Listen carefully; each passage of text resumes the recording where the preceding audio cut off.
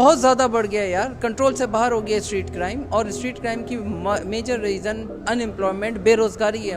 کمپنیاں بند ہو رہی ہیں، لوگوں کے پاس کام نہیں ہے، لوگوں کو گھر چلانا ہے، بچوں کو فیڈ کرنا ہے. تو کیسے ہوگا یہ؟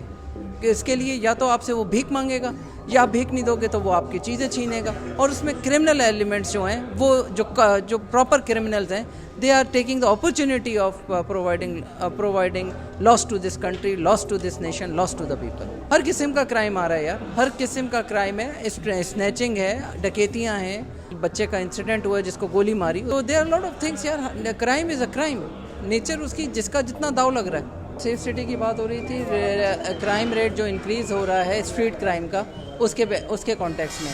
تو سیف سٹی پروجیکٹ سے میں جو سب سے پہلے امپورٹنٹس ہے، وہ جب یہ کیمراز انسٹال ہو جائیں گے اور ہمارے پاس پراپر سینسز آ جائے گا کہ لوگ کتنے ہیں یہاں پہ، تو اس کے بیس پہ آپ کو کرائم کو کنٹرول کرنے کے لیے آپ کے پاس ٹولز ہوں گے، ڈیٹا ہوگا. اس ڈیٹا کے بیس پہ you can cut off crime.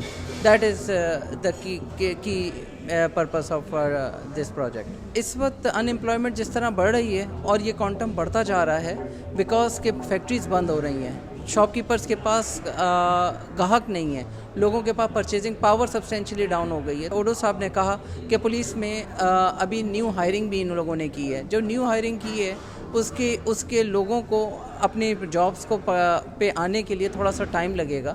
So it is a big challenge. تو اب یہ دیکھتے ہیں کہ ان کی کیا اسٹریٹجیز ہیں، کس طرح اس کو لے کے یہ چلیں گے.